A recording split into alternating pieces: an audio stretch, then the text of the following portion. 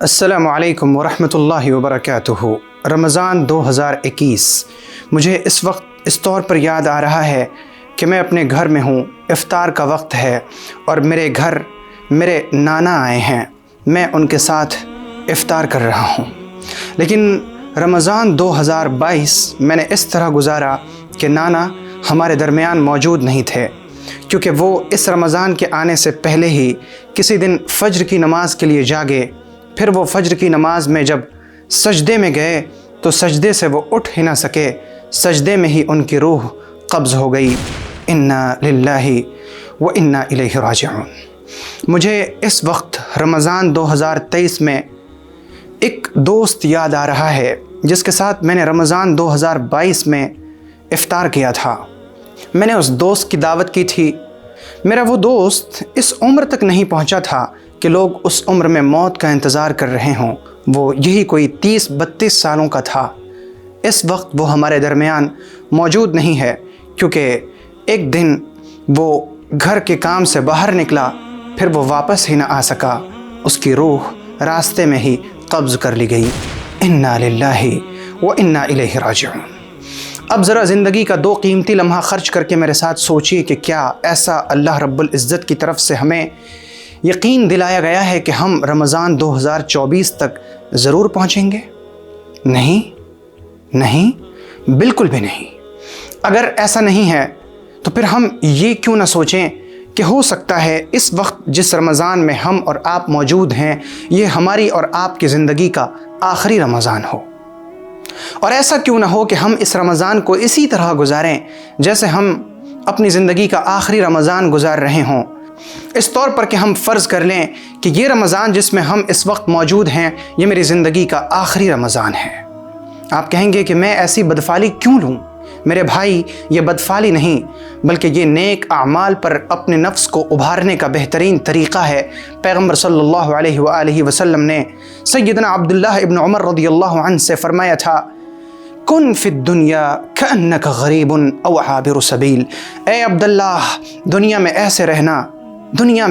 ایسے رہنا جیسے کوئی اجنبی کسی علاقے میں رہتا ہے، وہاں بسنے کی کوشش نہیں کرتا، یا پھر کوئی رہ گزر، کوئی مسافر، کوئی ایسا شخص جو راستے کا بیٹا ہو، جو سفر کر رہا ہو، وہ اپنے سفر کے دوران کسی گاؤں میں، کسی بستی میں، کسی جنگل اور بیابان میں گھر بسانے کی کوشش نہیں کرتا، بلکہ وہ راستے سے یوں گزر جاتا ہے کہ اسے اپنی منزل تک پہنچنا ہے۔ چنانچہ اسی بنیاد پر سیدنا عبداللہ ابن عمر رضی اللہ عنہ فرمایا کرتے تھے، اذا اصبحت فلا تنتظر المساء، جب صبح کر لو تو شام کا انتظار مت کرنا، یوں سمجھنا جیسے زندگی کی آخری صبح ہوئی ہے۔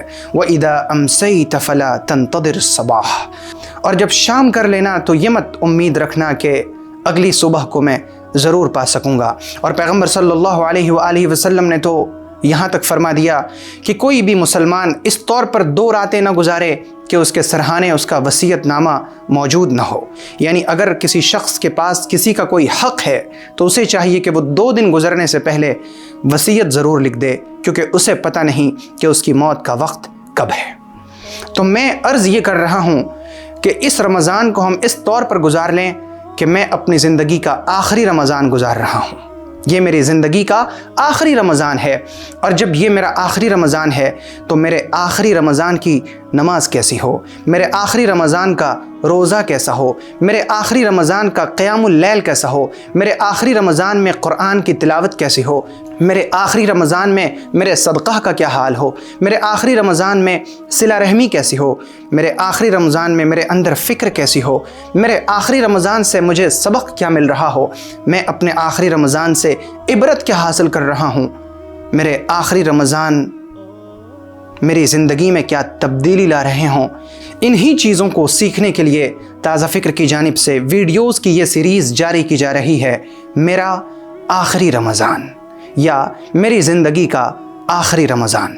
میں آپ سے گزارش کروں گا کہ آپ تازہ فکر سے جڑے رہیے، بہت جلد سیریز کی یہ ویڈیوز آپ تک پہنچنے والی ہیں۔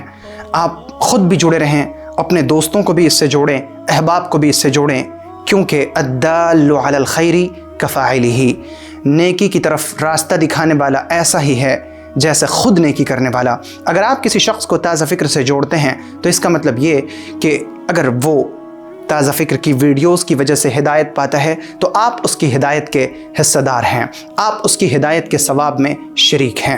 آئیے خود بھی جڑے رہیے، دوسروں کو بھی جوڑیے۔ اللہ رب العزت ہم سب کو تائبین کے قافلے میں شامل فرما کر رمضان اس طرح گزارنے کی توفیق دے جیسے ہم اپنی زندگی کا آخری رمضان گزار رہے ہوں۔